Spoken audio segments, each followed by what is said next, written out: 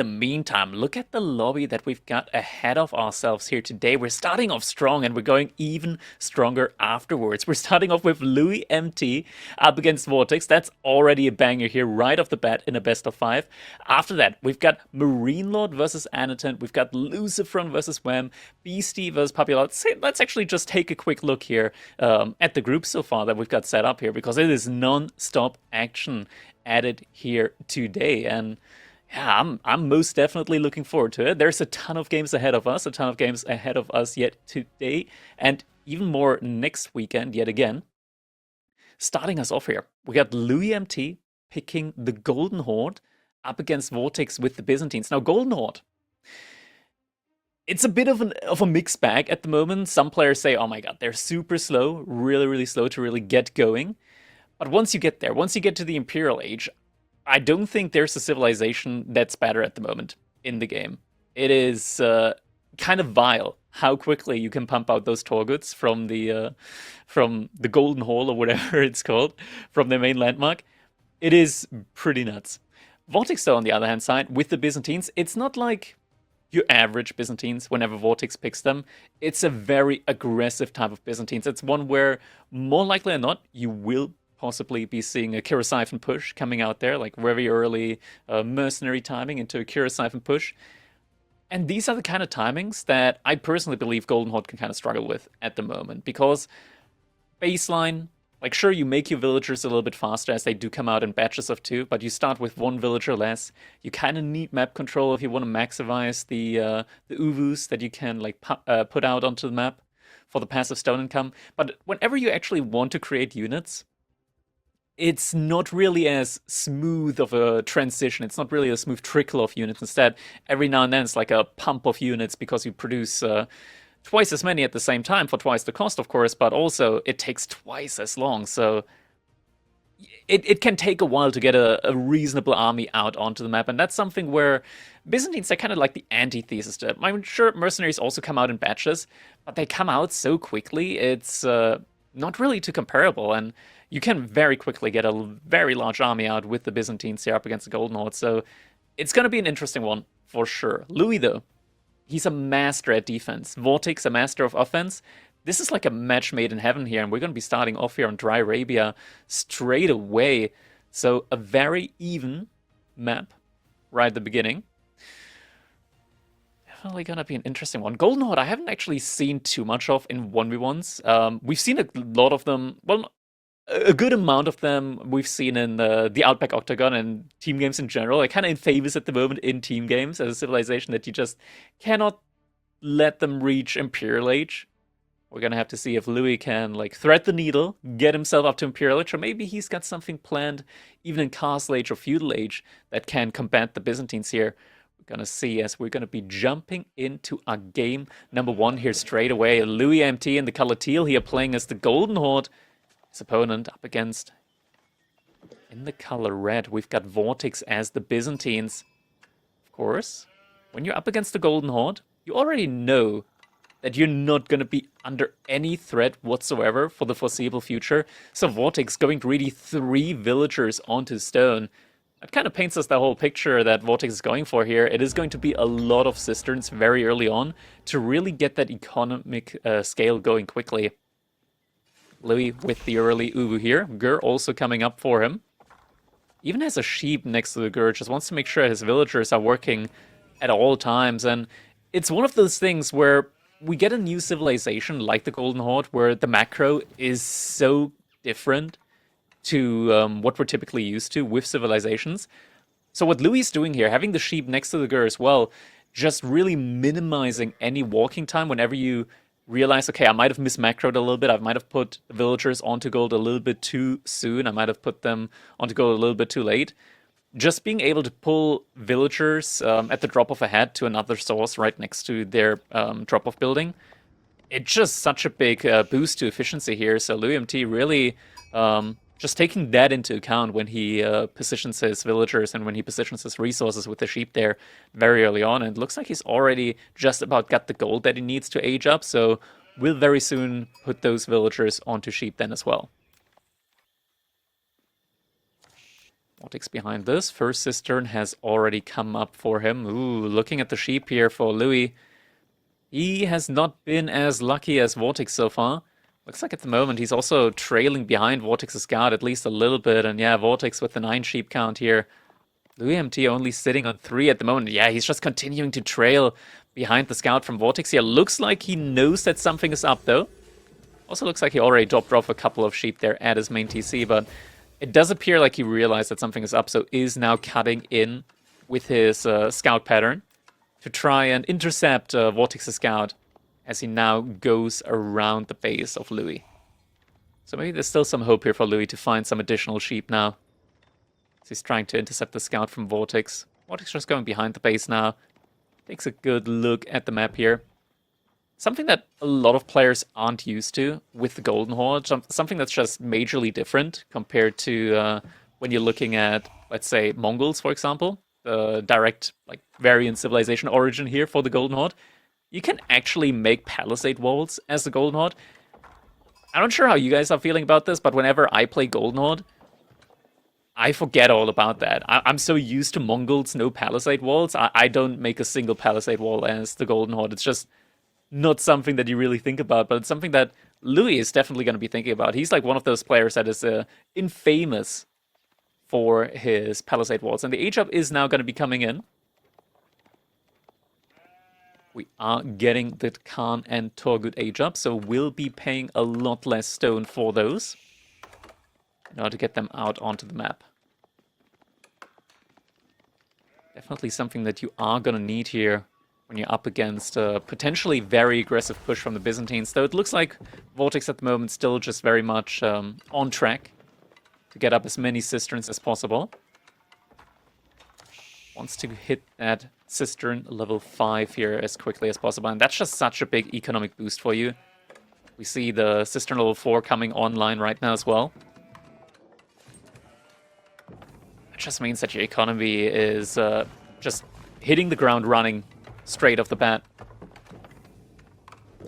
And on 1 TC, you're basically having the efficiency of 2 TC all throughout with a civilization like the Byzantines. Louis already very heavily on wood here, so do believe that this is going to be for some production buildings. Could also be going for a stockyard relatively early on. Stockyards very, very efficient when it comes to gathering resources from them. Villagers are moving out. Looks like we are going to be getting an outpost here on the deer.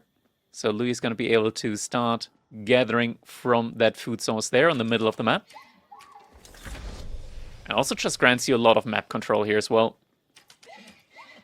It's going to start killing off the deer there.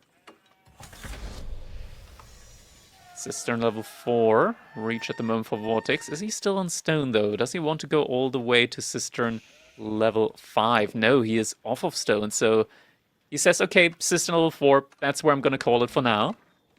Actually, never mind. I lied. VortiX, he had enough resource for cistern level 5. He is currently expanding out there to the second berry patch with that cistern level 5. Second Uvu already out there for loueMT, right next to each other though. So does that mean that that is going to be a prime spot for VortiX to aggress upon? loueMT already has the Batu Khan out. First bunch of Torguts already in queue now behind this as well. So a little cavalry army here now from Louis. First stockyard up as well, so it's going to have constant food income from that. And you can just tell, like, these villagers are crazy efficient with how they drop off. They're so efficient, in fact, that when you research wheelbarrow, it only equates to 1 more food per minute. Like, it's less than a 3% boost to food income. Less than 2%, yeah, roughly like 2% boost from wheelbarrow. So it just truly speaks to the baseline efficiency that those villagers have. Batu Khan trying to do some damage here. Villagers trying to body block him. Does manage to get out there alive. Second batch of Torguts now in as well. In queue, that is. Louis, he did add in an archery range, so it could be that we are going to be seeing archers, and that is indeed going to be the play here from him. So first batch of archers now in queue, so normal army composition of cavalry and archers here for Louis early on. VortiX already on 4 Limitani. Mercenary House now also coming in, so Longbowman definitely on the menu here today. You could also make a case for Javelin Throws, definitely an option. Just because after Javelin Throws you do get the Camel Riders, and Camel Riders are just nice to have in general, like up against a cavalry-oriented civilization like the Golden Horde, which also gets access to Kipchak. But VortiX, he's going to be going for the old and approved Longbowman Mercenary here. Louis also making use of the Falcon, Scouting Falcon from his scout. Now that is something that you don't get on your Khan with the Golden Horde, but you do still get it on your scouts. The ability to send out that Scouting Falcon to get some additional line of sight on your opponent's base. Khan still just roaming around. We don't have one of those reinforced outposts yet there on the deer from Louis. So for the time being, he's just taking his time, scouting his opponent's base.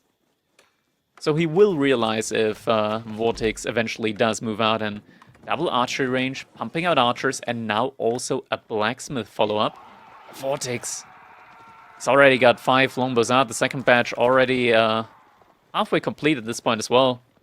Just a ton of military units out here for him. Louis, he's going to really struggle with when it comes to trying to keep up. Like, he already invested so many resources, and he's just barely even when it comes to the military count. When it comes to the ranged military count. Torguts versus Limitani, like, VortiX has the upper hand by a mile at the moment. 25 to 14 military units and the better economy scaling here for VortiX at the moment. This is just a little bit rough at the moment, I want to say, here for Louis. And VortiX, he is going for the aggression now. His military is starting to move out now across the map. Louis, has he started putting out that outpost? Nope, no outpost yet. Yeah, he's going to have to surrender his position here. There is no way that he's able to fight off against this army. Does have the scout here, so we'll see the army. Actually, he's ready to take the fight. But the second batch of Longbowmen is also coming in. Louis does see this. Is he going to pull back? He's about to lose villagers, potentially. Archers jumping in, focusing down Limitani. Limitani in shield wall formation, though. Means that they aren't going to be doing that much damage up against the Torguts, and the Torguts actually pushing past. More Limitani coming in now, though. VortiX, he had a lot more in reserve, is only just now pushing forward with them. Ton of archers have already gone down. Torguts, though, standing their ground. We do also have the attack buff at the moment on the archers, helping Louis out, and he's actually managed to completely wipe the field of those Limitani. It's kind of crazy how those Torguts are still alive. At this point, during the fight, archers still trying to pick off some units here and there. It looks like Louis is now starting to feel like, okay, I probably can't push this too much further out now. Another batch of Torguts also just hit the ground running. This was a great defense, though, from Louis, but will eventually have to fall back with those villagers on the deer. Don't forget, Louis does still have that stockyard working at the moment for him. So does have a good amount of constant food access from it. And another fight is coming in. Louis baiting out the brace from the spearman. And the retreat still continues to take a lot of them down. The issue, though, is that this spear wall, the shield wall, just makes him such an efficient meat shield here. It's very difficult for Louis to get onto the longbows, and we can tell VortiX at the moment, he's already banked up to 14 longbows. That is a really, really strong ranged army. Louis, he's had enough of this fight here now. He's going to try and move around. He's going to try and do some damage on VortiX's side now behind this. VortiX, he's about to run out of his first additional berry spot. So he should soon have to push out onto the map, but there's a berry spot in the middle of the map, and that is something that he could, in theory, rally towards. At the moment, though, he is rallying towards the Uvu's out there from loueMT that are kind of exposed at the moment. That does not look like something that he's really able to fend at the moment. Oh, looks like one Torgut there is going to get taken down by the Akratoy defenses on a ton of villagers. Archers now pushing out for Louis. Both players with blacksmith upgrades. That's just so many Limitane, and they barely take damage. It really takes so many volleys here for loueMT to just kill a single one of these Limitane.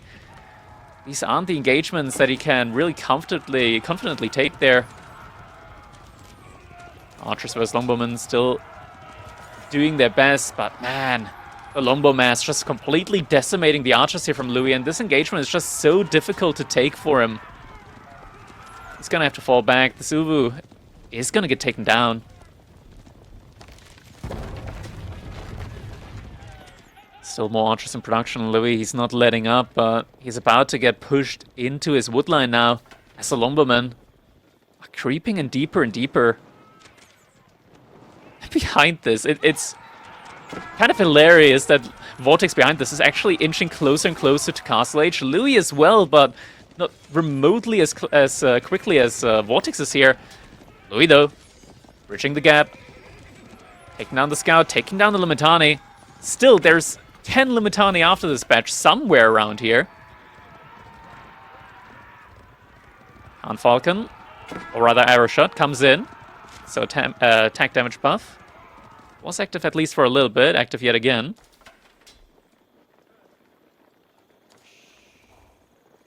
VortiX falling back for the time being. Did just now also move out to the berries in the middle of the map.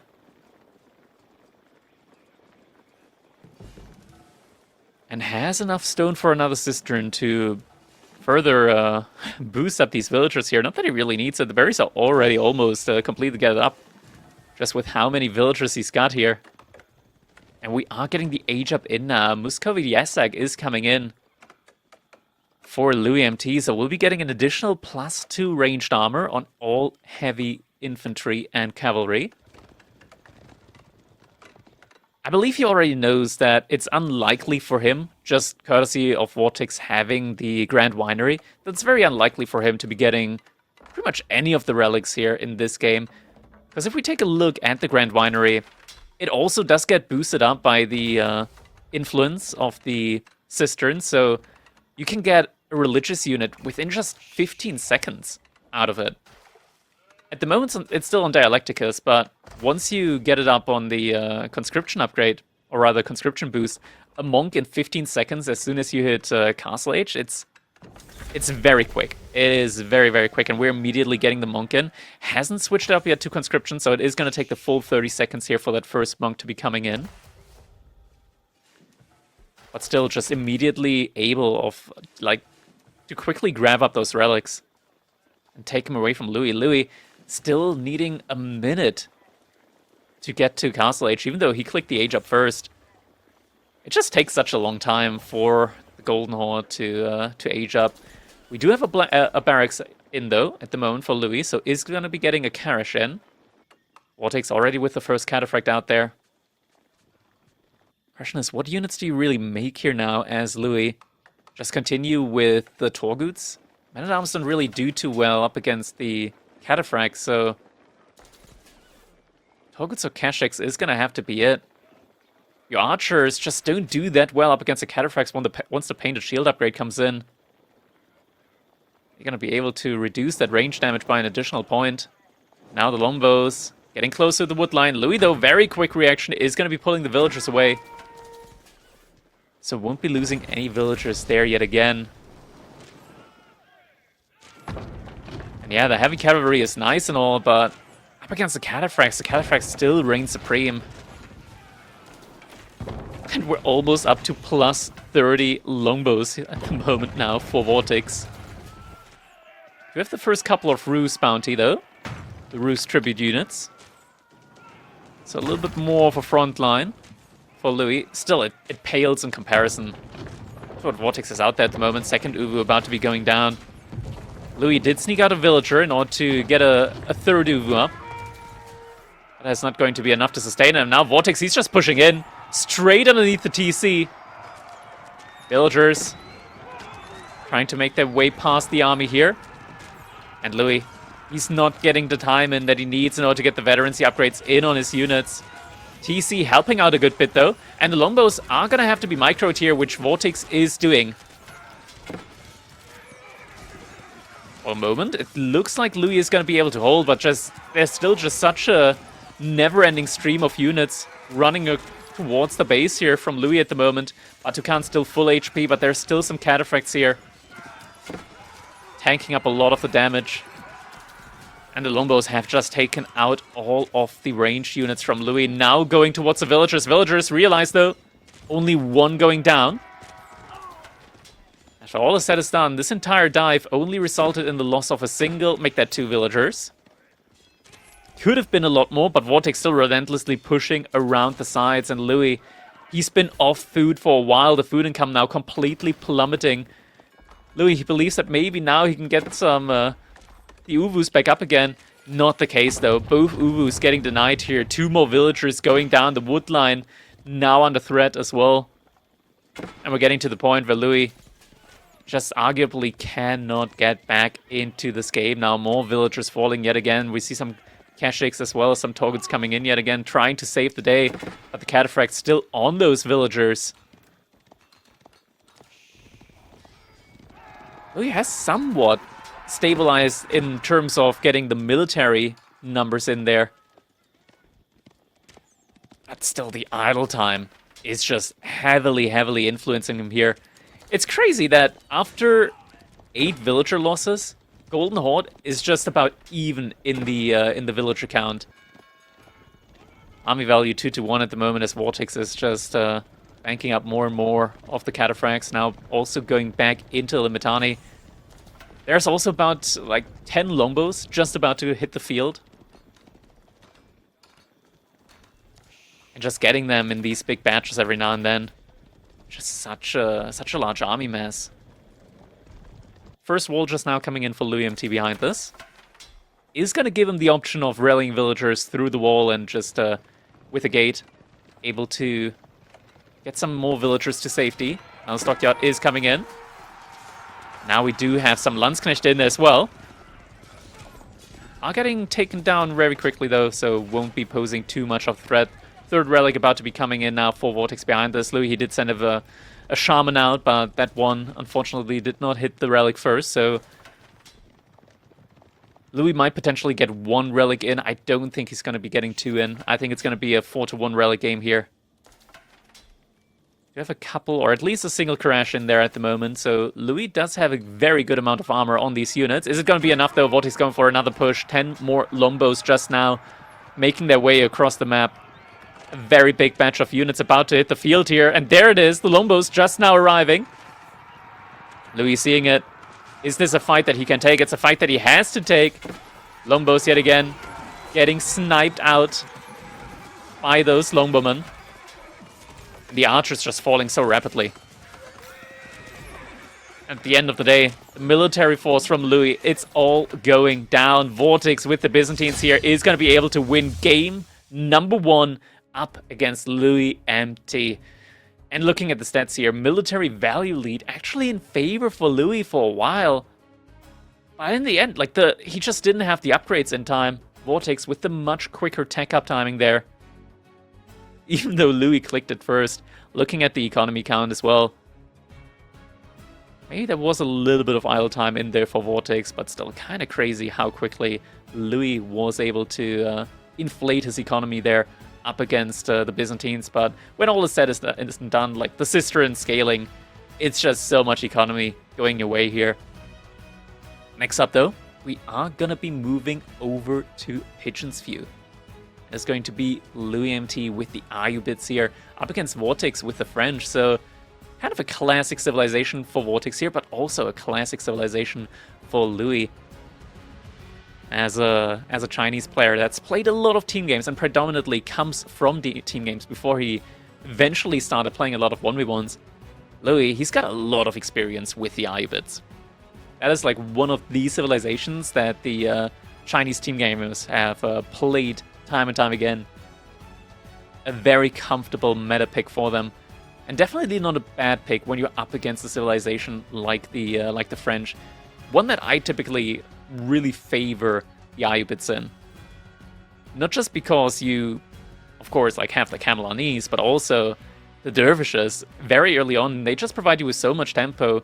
If the French actually start with a knight, that knight isn't going to be able to kill a villager as long as the dervishes are there. And it's also very, very early camel on knees there if you go for the dervishes as a feudal age up with the logistics wing.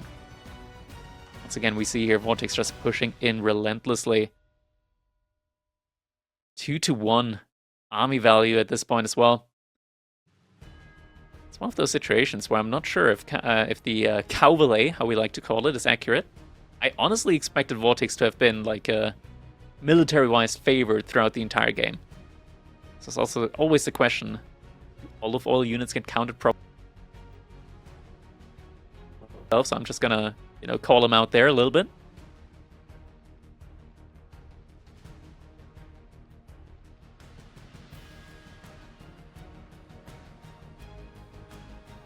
It's there.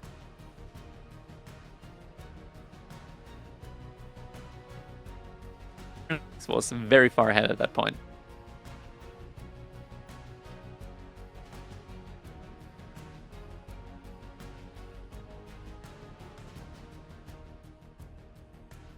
My internet.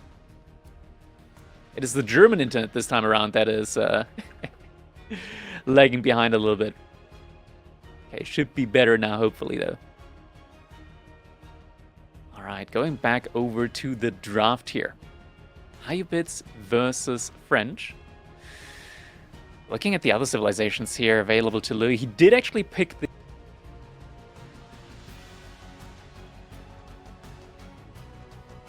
on,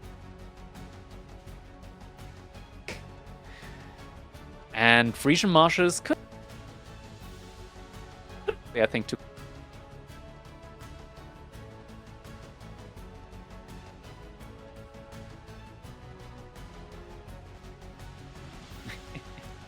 looking at the groups though in the meantime, Anton at the moment leading in his group. He's going to be up next against Marine Lord. That's definitely one of the sets that we're definitely looking forward to.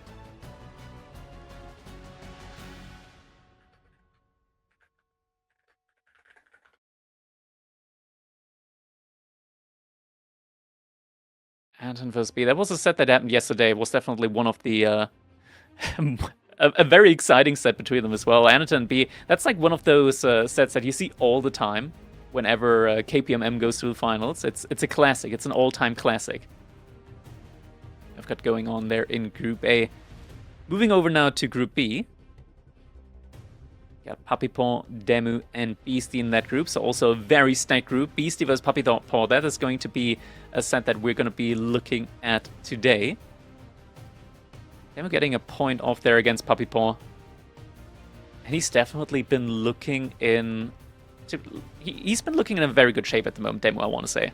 Papipon also just a very strong player at the moment. Definitely within the top 5. Demu hasn't been in the top 5 for a while, but I think at the moment he's setting himself up for a comeback arc. BC, I don't think we need to introduce him, definitely like firmly nestled within the top 2 to top 3 of Age of Empires 4 gamers we've got here. So Group B definitely a very stacked group as well. And Group C definitely not slacking in there either. I believe Group C is the one that has Wham in there. But we're moving straight over to Group D, because, things happen. VortiX currently leading in that group. Numadan actually getting 2 points against VortiX. That was unexpected. I did not expect Numadan to be in that good of a shape, but yeah, getting 2 points up against VortiX. loueMT versus VortiX, that's the set that we're in right now at the moment, with VortiX leading 1-0 currently.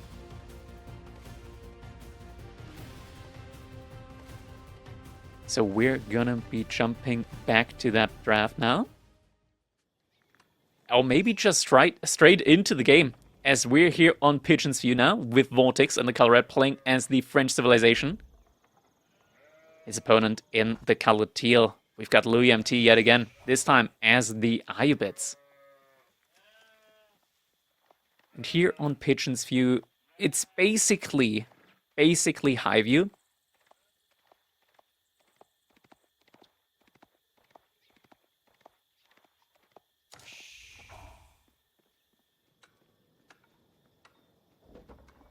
Vodafone.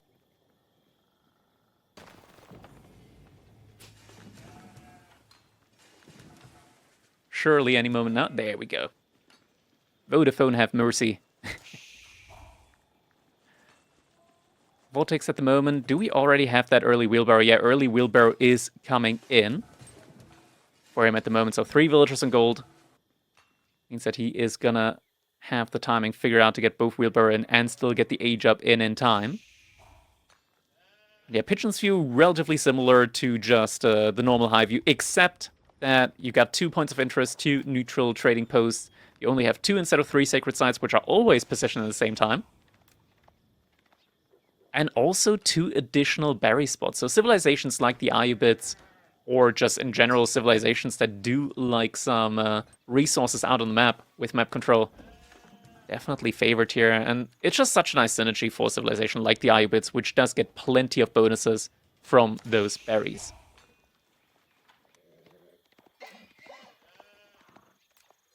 Looking at the sheep count here so far, VortiX doesn't have too many sheep following his scout at the moment. We're gonna have to check out if he already sent a couple back to his TC. Of this time around, it looks like the sheep gods just weren't with VortiX here in this one. Looking over at Louis' sheep count, yeah, that's where they are.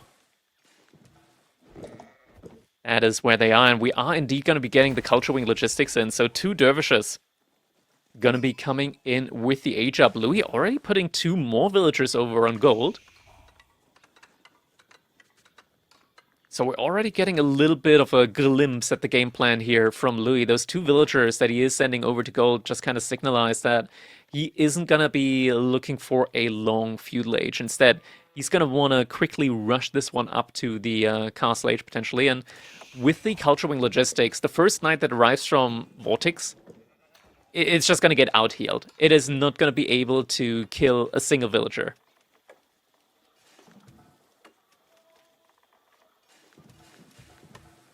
One minute left until that Culture Wing logistics coming in. School of Cavalry halfway completed behind this as well. Getting that boost there on the military production from the School of Cavalry also means that you're just so quickly able to pump out military units here as the French early on. And especially since you already have that stable right away, you're saving up on 150 wood. It's a big tempo lead that you get there. It's just not going to matter up against the logistics wing here from Louis. Question is he going to also invest into a military production building? Or is he just going to be going straight for the outpost in order to defend his gold vein? Of course, you do get access to the Desert Raiders as the Ayubids. Pretty strong unit when you're up against knights in general.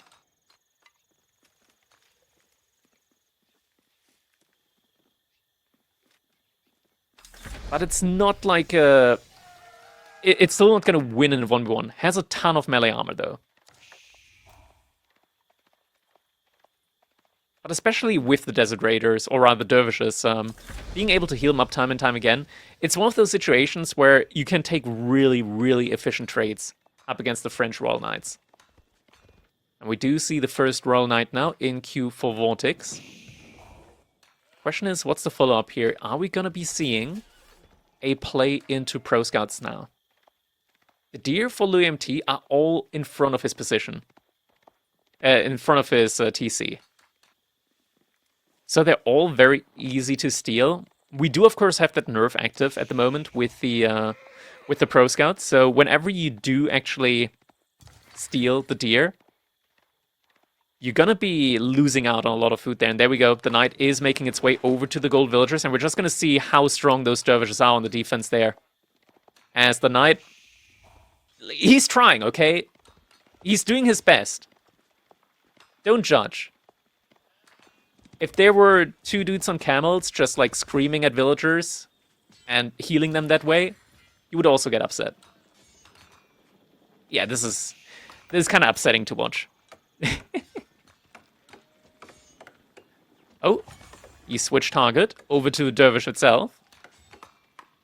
Now, he is actually out-damaging the healing,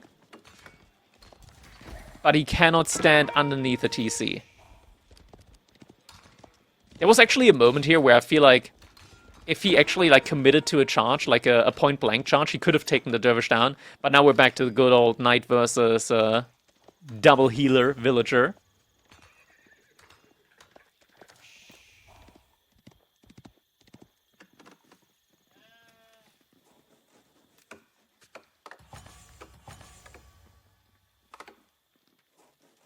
Now, military wing reinforcement coming in for Louis, so we are getting that very quick age up now. VortiX with the pro scouting going on behind this. We're also getting a blacksmith in. Now with the stable, double stable. The military wing reinforcement is such a great age up here now for Louis. It means that he's gonna immediately have some military units as soon as the reinforcement wing finishes up. 3 counter units to the cavalry from VortiX, no less.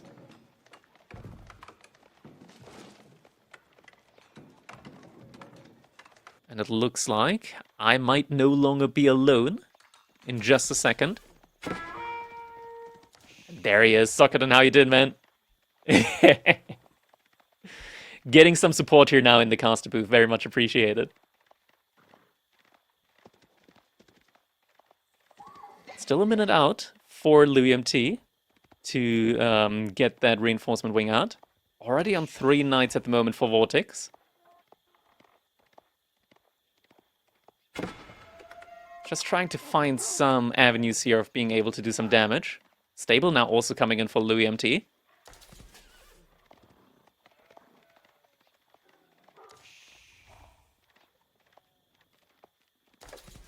Second stable coming in as well. Has enough resources for a potential double Camel Lancer opening now. So some heavily armored units alongside some of the Desert Raiders. Actually, is going to be starting off by queuing up a Desert Raider straight away.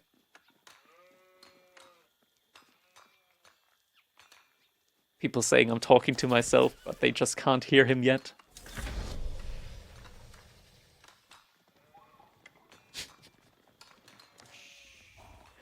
There we go, Veterancy upgrade now immediately queued up for the Desert Raider. No Camel Lancer coming in yet. So just gonna be mass Desert Raiders at the moment for Louis. Surely there'll be some Camel Lancers in there soon as well. You guys hear me Desert now? Raiders. Excuse me. Hopefully it's working. Hopefully.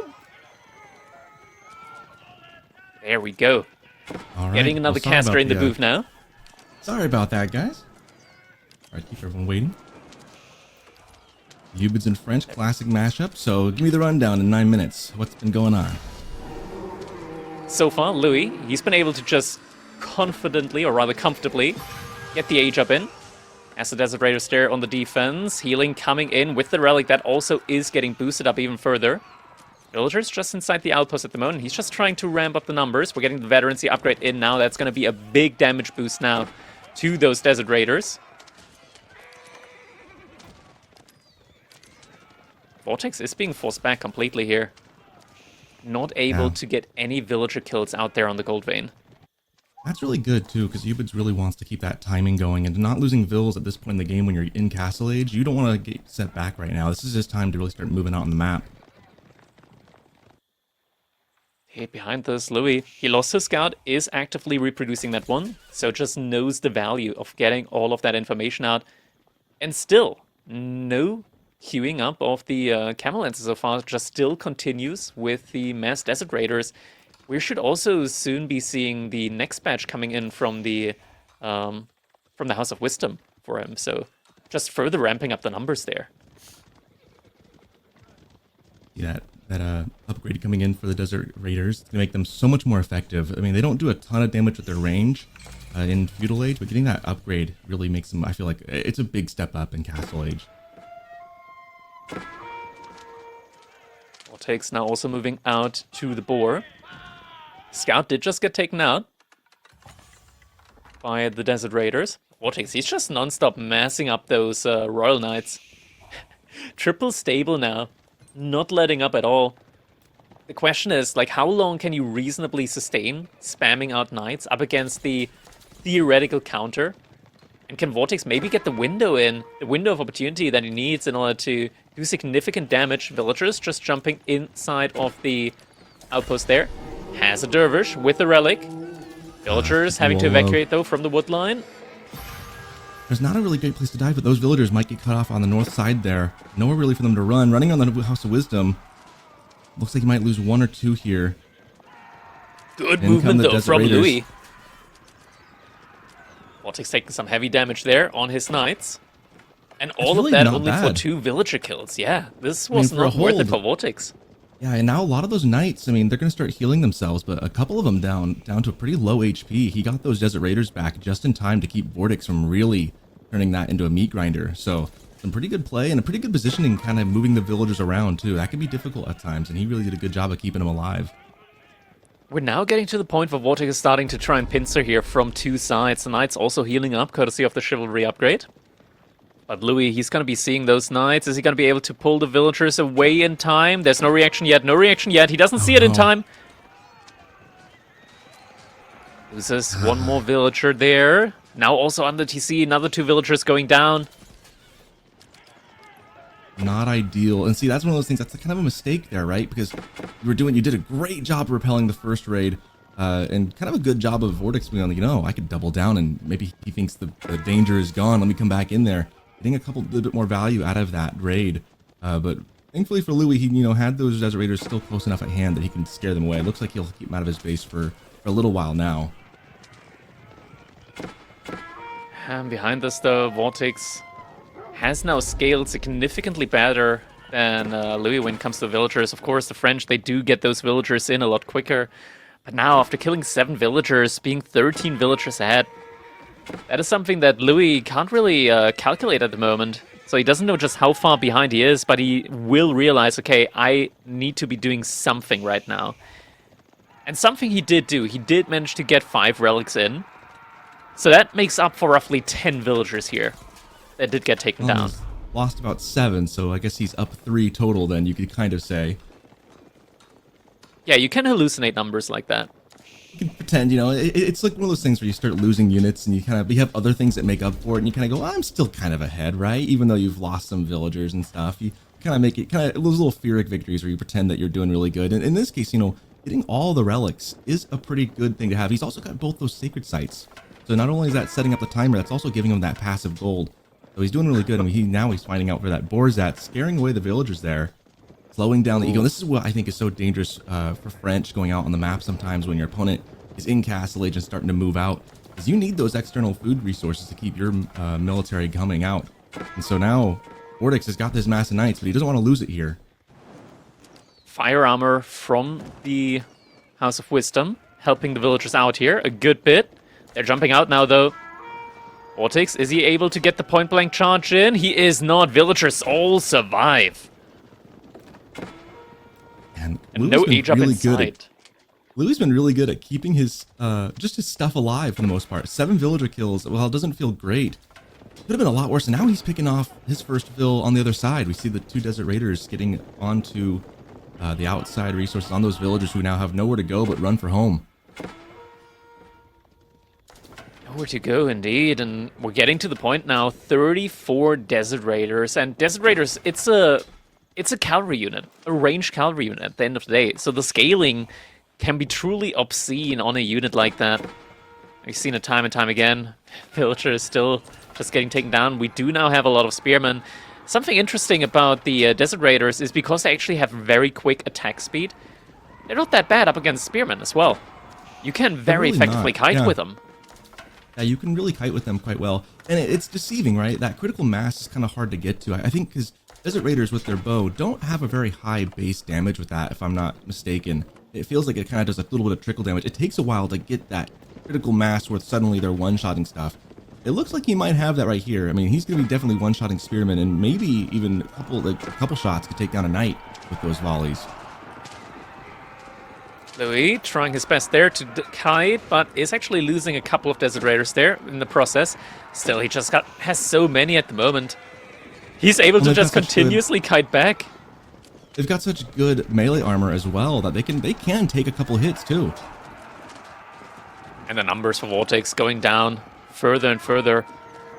He needs to make sure that he doesn't lose too much here either, but VortiX can't just keep pushing this non-stop. Eventually, he is going to have to fall back. Well, he's already lost so much here, right? I mean, he's lost so many of those knights, and now under the TC, the spears have nowhere to go either, and that's going to be it in game 1. Or no, sorry, game. What is this? Game 3? Game 2? It's game 2. It's game 2. Game 2. Yeah, sorry about that, guys. I had daylight savings. I'm a victim of it today. But game two going to Louis there. Yeah, so the set now evened out yet again in this one. VortiX had the firm military value lead there, but in the end, that technology lead with the Desert Raiders just firmly helping loueMT out here. And, for all intents and purposes, if we take a look at, he aged up roughly like 8.5 minutes in, the game went to 17 minutes. He, in theory, got like, 9 minutes worth? So he's gotten like 15, 15-ish Desert Raiders in for free. That's a lot of value right there from the age up. There's a lot of value. I really love the way Ayubids and even I guess Abbasid, but they've not been as dominant of late, play out in that each wing there's kind of like a floor and a ceiling of how much value you can get out of it. I mean, it's really true for any landmark, right? There's a floor and a ceiling for how much value you get out of that landmark. And those Desert Raiders popping out, it really is the longer the game goes, the more value you get, and how you use them, of course. And we saw that work out here, where really sometimes the Ayubids can fall victim of the longer the game goes, the worse they get. But in this case, Louis played it in a way that the longer it went, the more value he could get out of those Desert Raiders if he can keep them alive early. Really kind of snowball, and that's exactly what we saw here.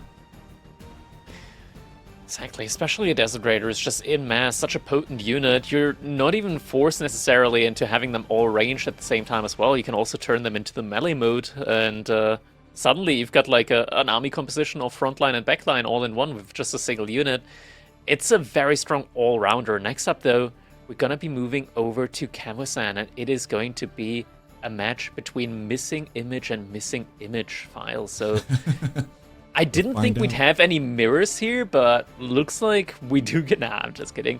I'm guessing this is gonna be probably Knights Templar, since Louis is more incentivized of taking Tukulak Dynasty on Frisian Marshes, so maybe like a Knights Templar versus Shushi game, I would guess, and then Frisian Marshes VortiX can keep Ottomans for that. I could definitely see that happening. And I'm looking at that Pigeon Zoo game still. I still have that in my mind, and I'm thinking, man, what a rough matchup. Some drafting, when we're looking at this, I mean, having KT for a map like this is going to be really good for Louis. It looks like he's drafted really, really well. Because playing Ayubids into French is going to always make the Ayubids player happy. And then going Kawasan, you've got KT in your pocket. I mean, looking at like VortiX, I mean, I guess Jushi he can play. It'll be curious to see how he wants to go about it, because KT is going to be just so good on this map, I think. Historically, we've also seen Mongols being used against KT quite often, so that is also an option here for VortiX. And I don't think he's one that would necessarily stray away from what he's used to, so I could see arguments for VortiX picking Mongols here over Shushi on Kawasan to deal with Knights Templar. It's going to be interesting to see. We cannot forget that in this current draft, we do have a sniping mechanic in there, and is indeed going to be KT up against the Mongols. You predicted it. Mongols try and counter KT. Kind of it's an interesting matchup, because I mean KT is just so good on water, but Mongols can get super aggressive super early, and that's what they're known for, right? They can really kind of put their feet to the flames almost in the word go. It just comes down, I think, this is a matchup that almost just kind of comes down to execution, I think. Who can execute better? Who can be, can Louis with KT keep his stuff safe enough as Mongols tries to do Mongol things? And VortiX do enough with Mongols before KT might just get too far ahead. And this is a map we haven't seen in a little while, but I'm glad to see it come back into the tournament pool. These hybrid maps always, I think, give you some really interesting games. Like, as opposed to full water maps, I like maps like this where there's pretty sizable water, so you could see some fights out on those lakes. But there's also that land aspect that can't be ignored. Exactly. Civilization here like KT at the moment, now they did get a good nerf. So now their timing on the docks has been severely delayed. They're no longer as strong when it comes to getting that dock up really, really quickly. And Mongols is very good at exploiting these types of delays. So it could be that we're even getting like a Dark Age barracks here coming out from VortiX to deny the potential move out onto the water from loueMT once that comes in. Other than that, I'm not 100% sure how Louis is going to play this, whether he's even going to try to go for an immediate dock approach. I think much more likely we're going to be seeing a move into Dark Age Spearmen from loueMT as well. So just Dark Age Barracks versus Dark Age Barracks for the I want to say like first 3 or 4 minutes, I think they're just both going to be hammering Spearmen nonstop, and eventually one of them is going to try and go for a dock. So it's going to be a matter of who's going to blink first then, you think? Who's going to blink and put the dock down, and can they sneak it in at the right time? Yeah, exactly. I think in some situations it might also just be worth, if you're both going for Dark Age Spearmen, to just ignore water for the Dark Age and just try and get an Age up in first and then go for water afterwards. I think it's more beneficial for KT rather than Mongols, because they of course also get access to the pilgrims, and they don't have to idle any villagers during the age up. They can't make villagers, but they don't have to idle any. Yeah. Well, we'll see. We've got 3 minutes and 45 seconds. We changed gears real quick, and I'm curious. I haven't really gotten to chat with you with the new civs coming out. This is the first tournament really with first real big tournament with these new civs added in. Last time I saw you, we were at King of the Rockies. What has been your favorite of the new DLC civs so far? As far as like playing them, I've gotten in just a couple of games. Cause Vodafone was hindering me time and time a little bit here and there. But I've been able to get a couple of games in. I quite enjoy Sengoku and Macedonians at the moment. Sengoku more than Macedonians, I would say. I think their just unit roster is very unique. Not getting crossbows is a little bit jarring. Like they get the like hand cannoneers instead.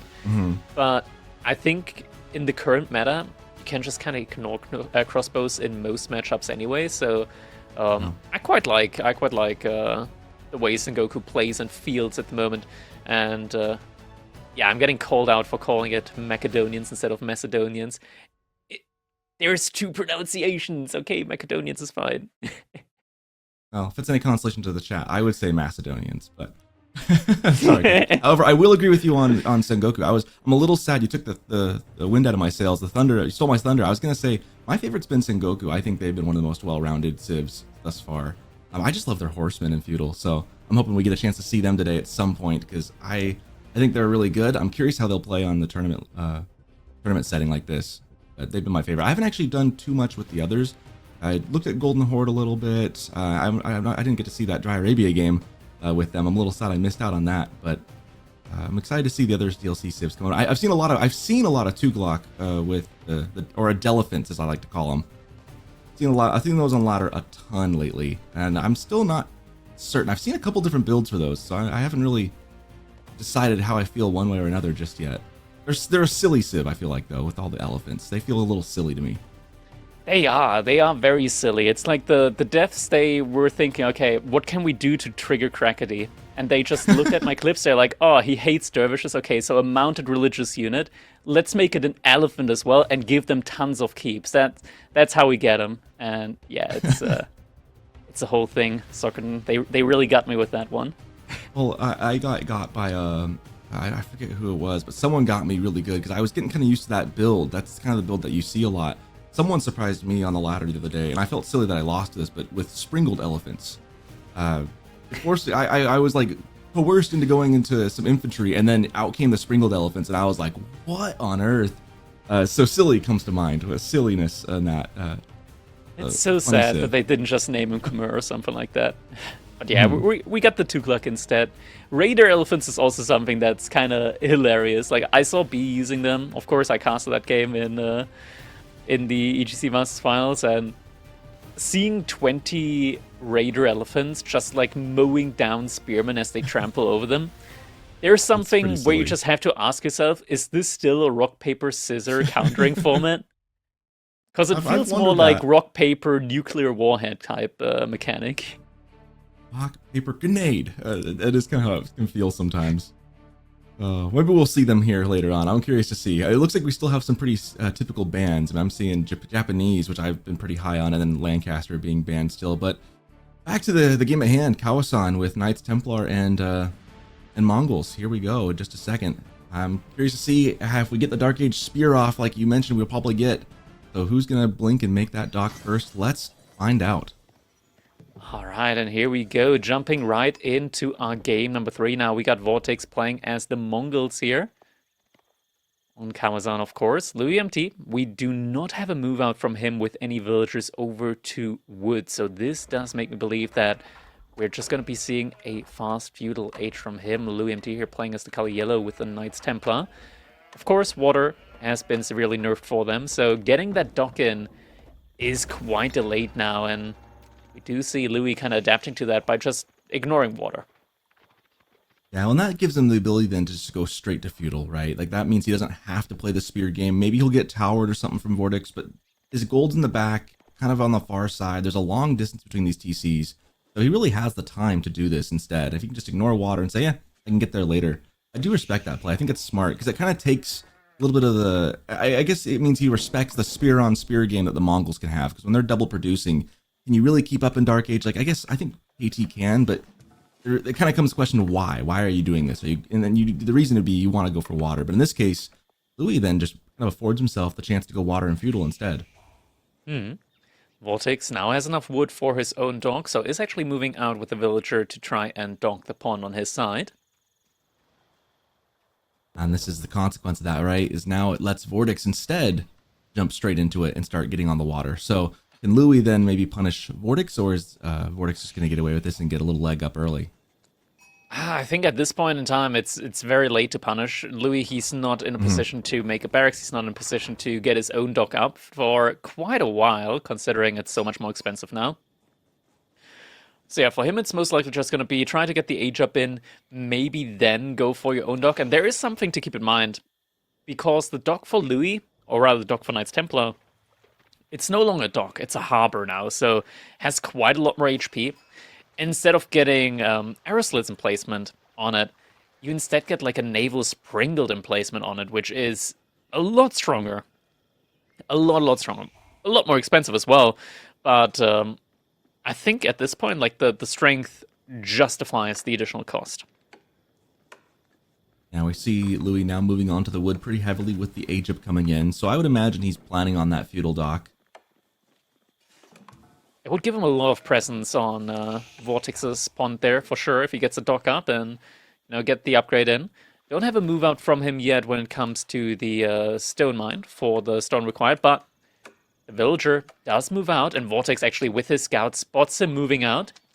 Khan already hitting that villager with a couple of arrows, so Louis realized, okay, I probably can't move out with that villager, and is moving back, so is sending another villager out on the other side, and actually two villagers moving out from Louis.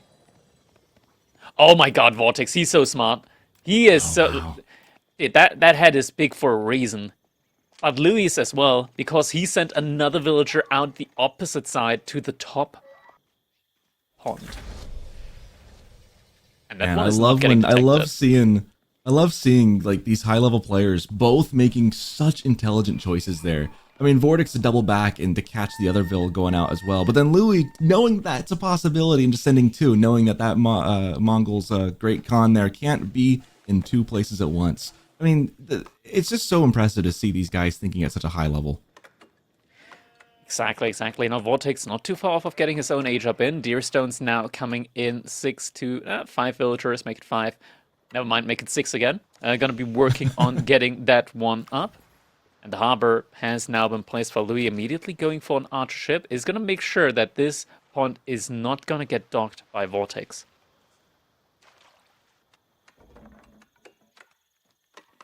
Both players now have established their presence on each of their respective lakes.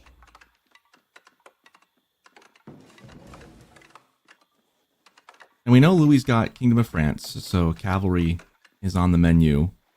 I think that's the right... I'm trying to think of the other age ups that you could have gone for. I'm thinking that's the right call. Being able to move about the map quickly with some cavalry would be quite ideal in this situation, I think. Yeah, could be going for some cavalry, could be also going for an additional harbor. Yeah, it looks like Louis is investing in that second harbor, so that's quite expensive, Soccerton. Like, the harbor is already 250 wood. That's going to make it 500 wood investment for Louis to get a double dock up on his pond. So he's going to have to really invest into fishing ships there in order to make up for that big investment. Yeah, and all that right at 5 minutes, too. That's a lot of resources within only 5 minutes of the game to be putting down. He does already have, looks like, the galley going back and forth on his map, or his pond at least. So he's definitely looking to secure that and not let a dock go up. So that's kind of his plan right now. Is he's securing his. He's let VortiX have his. He'll probably try and do something about that later. But right now he needs, like you said, needs to secure that investment and get his money back after putting that many resources down. Next up, And even with looks wall like we are too. gonna get a gets a nice little wall up there, just constricting the ability for VortiX to maneuver around. VortiX now investing into some Mangudai here to potentially do some harassment out and about on the map. Also upgrades the ability to pack up his buildings, gives some additional movement speed on the packed up buildings. So the Deerstones is going to be moving around quite quickly, and even more Louis walls coming in here. So very, very much constricting the mobility from the Mangudai if those walls make it up. So do you think he's going to wall the front door as well? I mean, he's got the sides there getting walled up. Do you think he'll wall in the middle and just be completely boxed in? I think it's going to be quite difficult to wall the middle for him. Maybe he can wall in one more side. I think it's already like a big victory for you if you're just able to constrict enough to make the movement predictable. The tower. He puts up the outpost instead. I actually like that call. Gives him some vision, gives him an idea of what's coming. Because, I mean, the nice way to stop Mangudai, I mean, outside of trying to chase him down with your archers and horsemen, is to put up some static defenses, right? Just make it so they can't come through. And getting these up early at the right time. This is one of those things where I feel like lower level players will do this thing where they'll try to get the walls, but they'll be just a little too late, and in come the Mangudai right before they're ready. Here, Louis done a good job of getting that up all the way. These Mangudai are going to come and take a look and have nowhere to go. Yeah, next up, though, we are going to be getting some Kashyyyks in from VortiX. First one's already out. No double production in yet on that one, though. Louis behind us, the second dock. There's now also a second dock coming out for VortiX. VortiX still firmly ahead when it comes to the overall economy count. And you have to deduct, of course, like 5, or not 5, but like 3 villagers for loueMT for the age up with the Knights Templar. VortiX still ahead, though, even if you do that. But the bridge is closing the gap there. It always warms my heart when I get to see two players just have the gentleman's agreement of, you have your side of water, I've got my side. No need to make things ugly, right?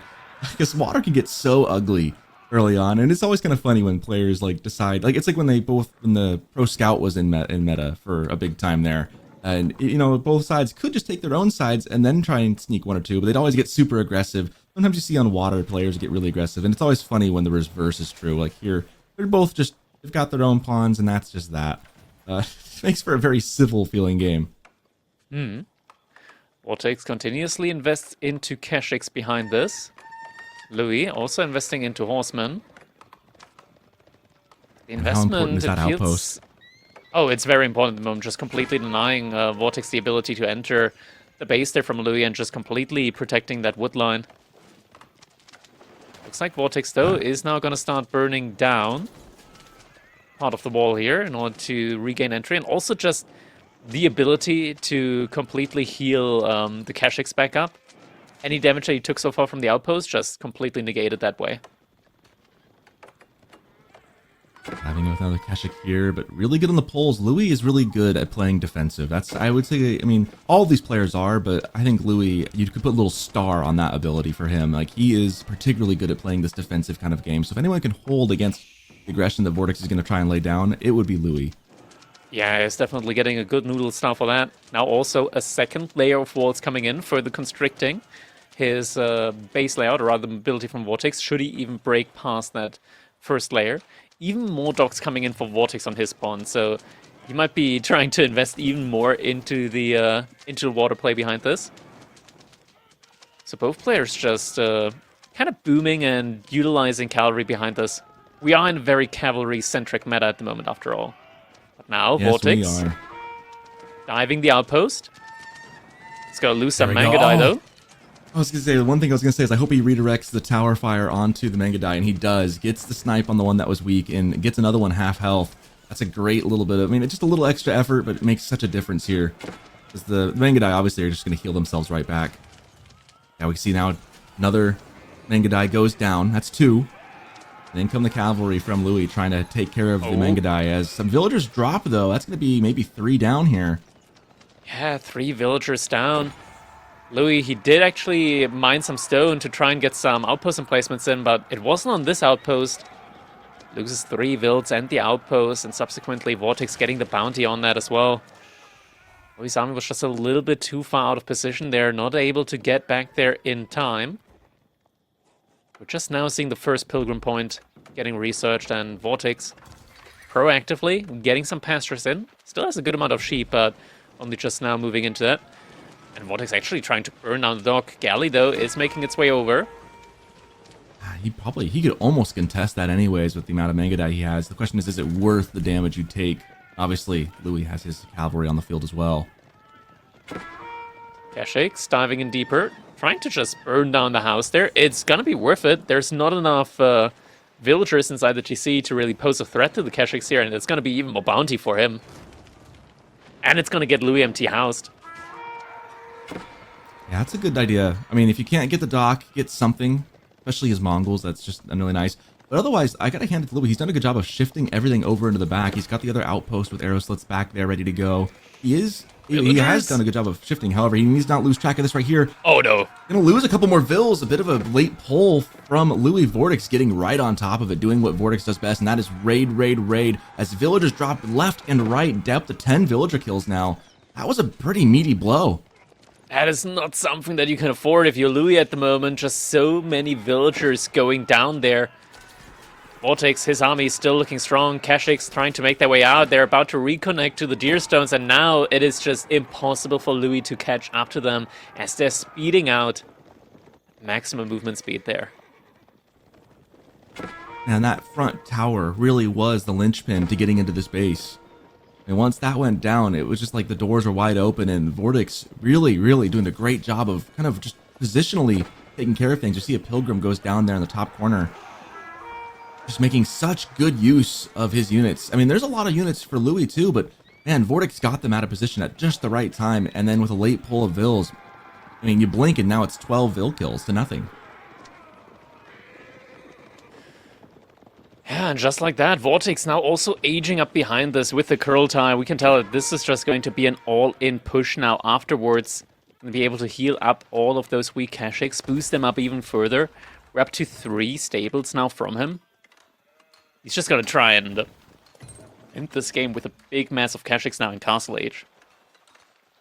Louis not gonna be able to match this timing at all. And it would take him 2 minutes just to gather the gold.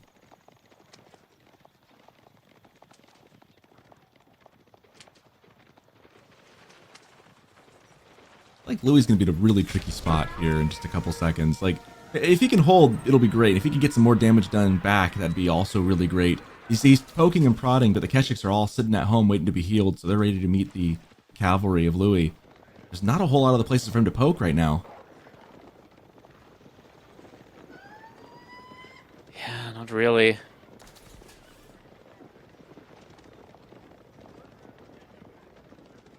Behind this, Louis, I mean, he's got a lot of the Chevalier here at the moment, and they do boost each other up. There's no real opportunity for him now to reach Castle Age himself. And VortiX, he's moving across.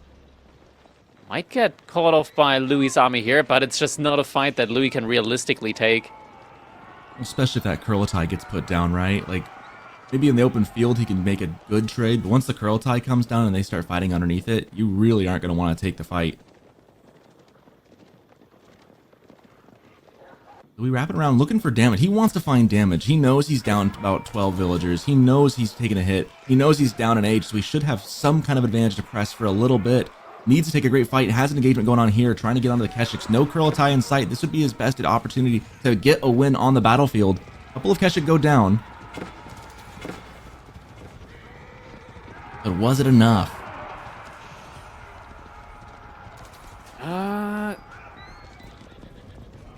At the moment, though, he's still trying to raid with additional groups of Kashix. Isn't quite able to take as efficient as fights as he really wants to. Fight now is getting taken, but it's just still so much cavalry here from Louis. Is it going to be enough, though? All the cavalry is very weak at this point in time, so numbers dropping very rapidly here. And this isn't an army that Louis can effectively reproduce again. Kurlatai firmly positioned inside of Louis' base as well. next to the deer stones. That's right on the door. That's right where that tower was at. I feel like he took an okay trade out in the open field, but now a lot of those units are really weak and aren't going to be as effective going into raid. Like, they're just going to drop like flies if they do. Meanwhile, those Keshik looking to do some damage and to get under that Kurultai and heal right back up. So, and furthermore, they're just going to cut off and pinch the reinforcements. Louis Keshik's still hot on the... stuck in Feudal Age. Yeah, hot on the heel there. And now the Keshiks moving inside of Louis' space. There's just no way of getting them out again. Kurultai further diving in. Right next to the TC now. Villagers trying their best to make... Oh, there's no gate yet. All the villagers die while the gate is being built. This is a rough trade. Meanwhile, losing his units on the other side as well. But Kurultai sitting right next to the town center saying, all your base are belong to us. What can Louis do about this? He's still not taking good enough trades in the battlefield, trying to get onto the villagers of VortiX, but it's 20 Vil kills to 2. That's 10 times the difference. It's just not enough. Louis got a lot of food, but no gold at the moment for him. First Pilgrim in a while does connect to the sacred site there. Gets a little bit more golden yet again, but it's all just flowing more and more into the Chevalier. And every time Louis isn't fighting, the Keshiks are healing up around the Kurultai. Yeah, he has backed that off a little bit from where it was. It wasn't a very aggressive spot. He was trying to make a statement with it, and I think Louis just kind of ignored it for the time being. Now it's back up on that front door between those wood lines. The damage just isn't there from the Chevalier. It's just not as potent, and now VortiX, for the first time in a long time, having more Keshiks out there than Louis has in terms of the Chevalier. Now fight is getting taken, but yeah, Louis is getting absolutely blobbed there, even with the galley ship trying to do some damage there from the sideline. It's just not enough. GG comes in. VortiX taking the lead yet again. That pincer maneuver to finish it off at the end was pretty nice, but that wasn't what won the game. I mean, it was a really good finish right there, just pinching off the final group of units there for Louis. But the real game there was just getting up the castle with so much momentum, right? Having done so much damage with the raids, forcing Louis back. And you can kind of see it here too. Just VortiX was always ahead. He got the fishing a little bit earlier. He was doing more villager kills. He was just kind of more aggressive and then got up to castle. Everything was firing on all cylinders for VortiX in this game. Yeah, it was looking really good for him. Just had the game plan, had the maneuverability, had the execution, and all combined there for the victory. Next up, though, we're going to be moving over to Gorge, and it's going to be Mali up against China. And so I can tell you what, that is a matchup that I think is not bad at all for Mali up against the Chinese. Now, sure, China, they do get that very nice pro scouting in, but Mali, on the other hand side, Cow Boom, it's just something that never runs out. It's just so good. I've been very high on Malians for the last couple of tournaments now because of this. I've seen them win just so many games against pro scouts, against Zushi especially, against China. It's very similar. On Gorge, I don't feel like I've seen Malians on Gorge as often as I've seen other civs, but in this matchup, if you're Louis, you're probably feeling really good about this one, and maybe as a bounce back game to tie it up and go the distance in this series. I think this is one of those ones where like the matchup's it's been pretty set in stone almost, right? I don't think there's a whole lot of unexpecteds in this one. We usually expect China to do, like you said, the pro scout thing, and then the Cow Boom for Mali just is so good. It is, especially when you just blow up a ton of infantry with the Donzos. It's very difficult for China to really do significant damage up against that. China in general is a pretty strong civilization though, but I don't think VortiX is going to play them in a macro-oriented style, maybe like a 2TC here, which I think is necessary when you're up against the Malians. Either like you really go for immediate aggression, maybe even with a Barbican drop. That's something that I don't think VortiX is going to do. I think he's just going to go for the normal pro scout and try and hit the timing. That's where it gets incredibly difficult to destroy Mali. Like you can do a lot of damage to them, but to actually kill them, it feels so difficult, because even when you kill like 10, 20 villagers, the passive income, it's so strong for Kitten. Well, it reaches a point where the villagers don't matter as much as just the Cow Boom itself for the resources, right? Like as long as they've done enough job in the first 5 minutes to get things started and going, losing a couple here and there, especially as Malians goes from Feudal Age into Castle Age. By the time they do that, once they Castle Age, if they've lost 10 vills, I feel like that's more than 10, you're really hurting. But if they lose up to about 10 vills, it feels like they can kind of weather that and still be okay. Then, Exactly. the pro scouts gear run out for China, Mm. and then suddenly I think China has a bit easier transition into farms than say Zushi, but that's still a cognizant transition of I have to spend resources and build the granaries, get that going, and that window. It feels like for some civs, it feels like it's a small window to do anything, and China just kind of gets it up. But for Malians, I feel like they always have great timing into that and can exploit it so well. Yeah, I agree. I agree. And China, with the recent nerf to Pro Scout, like they already Mm, lose out on like 10% of the food gathered from the deer. And when they take the opponent's deer as well, that's going to be like 30% lost in terms of yeah. food from your opponent's side. But I'm hearing some in-game sounds, so I do believe that it is time for us to jump into our game number 4 now between loueMT and VortiX. Can Louis even out the set yet again over VortiX, who's sitting on match point, close it out with a 3-1 victory for himself? We'll watch it now as we're jumping into Gorge. Game number 4, VortiX in the color red yet again, playing as the Chinese. His opponent playing as the Malian civilization here. It is Team Elephants, loueMT in the color teal. Gotta hand it to VortiX right now. Louis is one of those players who is on a good day best in the world, right? And VortiX really kind of making it not an easy series at all for Louis thus far. Louis hoping to make this one a full set, and VortiX obviously with the match point coming in. We do see the first houses coming down. Again, this is all pretty standard stuff that we've learned to expect from Malians here. Putting up the houses usually at minimum 4, oftentimes 6. Chinese obviously doing the sheep on the mill. You don't see the village opening, so saving a little wood for later.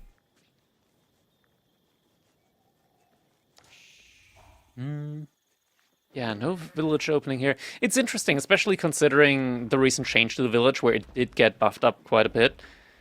You can Uh, now relatively easily just afford the village with China. Vortex not going for it.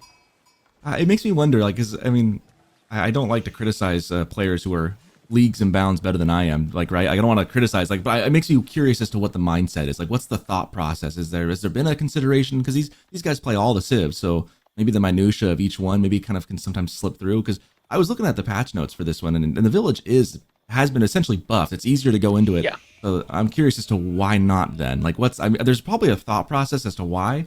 I don't know what that would be for VortiX here though.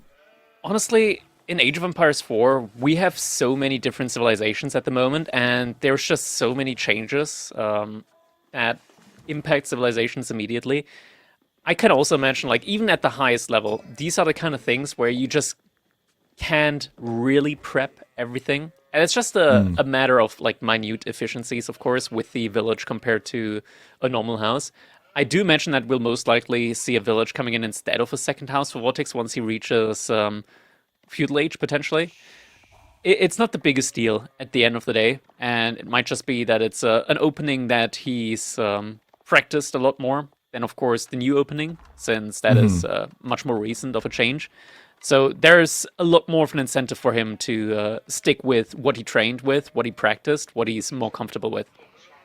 It makes a lot of sense. And I think for anyone at home who might be like, sometimes, I mean, a lot of players who are really good at the game but aren't at this level, right? This S tier level, might focus on just a handful of civs and get really into the nitty gritty. These guys play them all. I mean, these guys play every civ.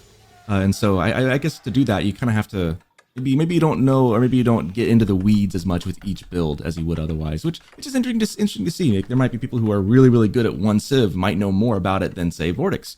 But that said, VortiX obviously as an overall player would be leagues and bounds better than most people in the game, just because he plays them all. So yeah, it's interesting to see, and I'm curious. I haven't really dived into what changes you'd make with a Chinese build. I just know that that was a change, like you said, like that the village is a little easier to get into with the buffs and the changes they've had in the patch notes. Yeah. Now we are already getting the early mill in for the Malians, and I do believe that Louis is a pretty big fan of the good old just make 3 cattle and then pump out military for a while type gameplay from Malians. Which is very strong at the moment. Just getting the 3 cattle in, that's almost enough to sustain your TC, villager production wise. And it just boosts up your income very, very early on, and something that you can afford immediately, just courtesy of the passive gold gathered up so far from your pit mine and the Manza quarry, as soon as you hit fuel age. I didn't, you know, I didn't realize that it takes 3 cows to continuously make your PC churn out villagers. That's Not never quite, I not consider. quite. I've never thought about. It's I've never quite almost thought there. about it. It's like Almost halfway there. Okay. Yeah. I've never really given a thought as to how many cows would need to be just sustaining the TC. That's one of the things. Maybe I should have thought of that, but I've never really given that a whole lot of thought. I gotta make sure that I speak in estimates, else I'm getting called out by Baltoon as spreading misinformation. So it's 24 food per cattle that you're getting, and you need like 150 food per minute in order to continuously produce from TC. So the cattle gets you like 66% there. Okay. So it'd be like what, 5 cows, 6 cows, 5 cows, 4 cows to get right, continuous TC production then? Okay. Yeah. See, the cows, of course, they also get affected. I've never thought about. Yeah, the cows also get affected by the by horticulture, like the food upgrades that you get from them. By the cattle range, so, yeah. Yeah, it's a good amount of food that you're getting there. So 75 at the moment here from these cattle per minute. So it's exactly halfway there. And then, of course, with eco upgrades, that efficiency rises even more. I don't know if it was Puppy Paw or Wham or one of the other guys when we were at King of the Rockies. One of them was saying something to the effect of that we don't really know the numbers. And I thought it was so fascinating to hear. They're like, yeah, we don't really know the numbers. It's a feel. Like, we don't know the exact, this amount of like cattle give you this amount of food per minute. Like, it's a feel. And they'll do the math like once, kind of know that the build works, and then just kind of move on. And is that scout blocking the build of the pit mine? I think it is. Yeah, it is at the moment. Yeah, so VortiX effectively blocking that right now. Louis does. Okay, Louis does have. Yeah, Louis does have warrior scouts now, so he's trying to also harass a little bit there with his scout. I'm still in shock about that scout. I'm thinking about that right now, Kirakin. I'm like, I didn't realize you could stand on the footprint of the gold pit mine. I'm like, I'm learning stuff. I'm learning so many new things in this game. I didn't even know I didn't know that. Goodness. Fun fact: That's you were hilarious. able to do that with sheep before as well. They fixed that, No, but you're still really? able to do that with deer. When you go pro scouts and you drop a deer right next to a gold, that also blocks it. Oh, that is devious. That is devious. Sofa Warrior is Scout, you can see the damage. forcing. That's Sofa, Yeah, excuse me. Sofa's That's a lot of damage. Wow. Yeah, they've been buffed a while ago, so their damage is absolutely vile. Double stable into an archer range, so Louis already setting himself up for the favored Malian army composition, which is just Sofa and archers.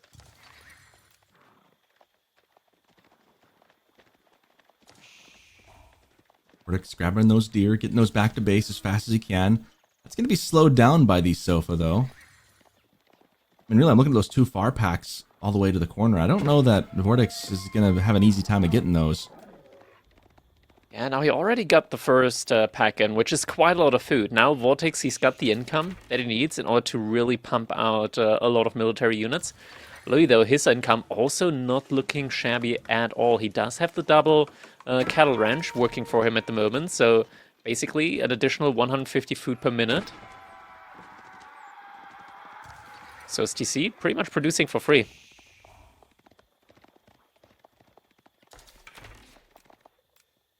At this point now, Louis' main objectives are to deny the deer as best he can, and then just to let his economy keep building. Because at this point, it's kind of it's a time game, right? The longer this game goes on, as long as Louis doesn't have any catastrophic losses, that cow boom is gonna do what we said, and it's gonna slowly snowball into an effect that's gonna be very difficult to deal with in Castle Age. VortiX obviously a bit more about the tempo right now. To do something, he really wants to get going with that pro scout, get the deer food in, really kind of propel him from there. I'm curious how he wants to go about this, because I feel like time and time again we see Zushi, China, a couple other Sibs push into Malians as they go castle, and it's not enough. The Castle Age comes up anyways, and then they just start flooding the earth with units. So what is VortiX going to do that's going to be enough to delay Louis? Is he going to give him catastrophic losses, or is he going to tear down a couple pit mines, do enough damage to slow down, maybe hit the cow boom a little bit early? Or is he going to go, because obviously you can't really out-eco Malians, it feels like. Yeah, Audiko Malians, it's one of those things where it is incredibly difficult, and I think VortiX is realizing that, so he is leaning heavily into the all-in feudal age play here at the moment. He's just passively getting a lot of gold from the taxes, that is helping him out as well.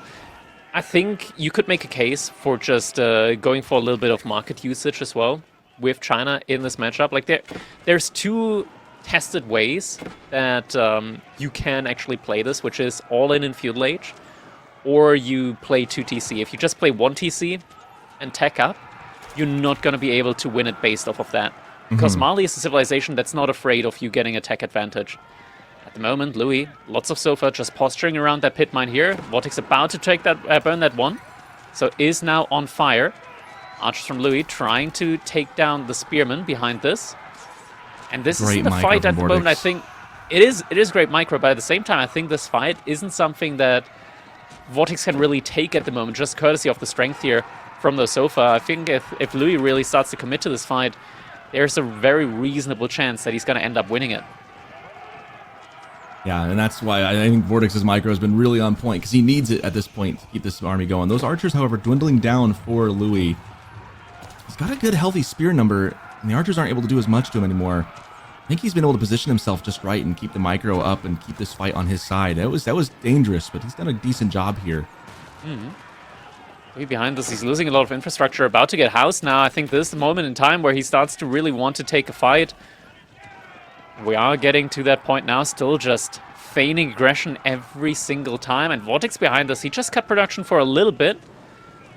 And now might be able to hit an age-up soon. Never mind, starts reinvesting into units yet again. Stutter steps here from Louis, still microing to try and take down the spearman behind this. VortiX also very much microing, and now the fight is getting taken finally. The archers, though, getting sniped down very, very quickly.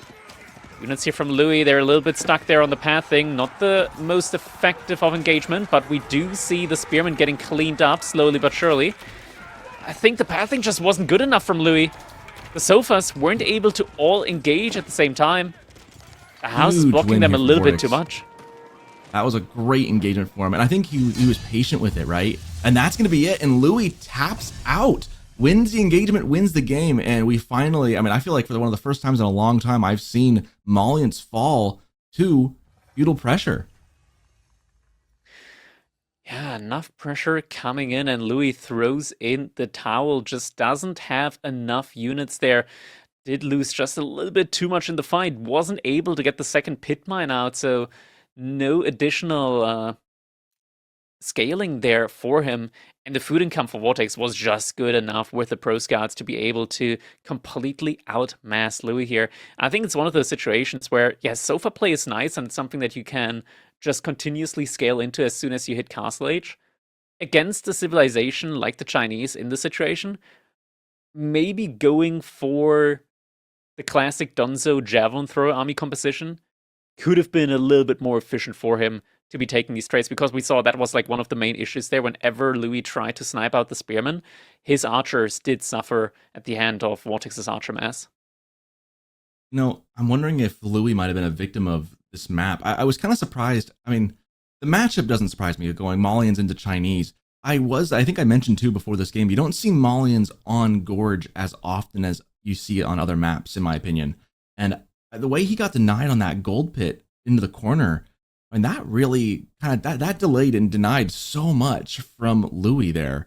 VortiX will just park the scout on that. That might have had some huge consequences, because I don't think this fight goes quite the way it goes. I don't think the units are the same. I think the passive gold would have been higher for Louis had he gotten that second pit mine.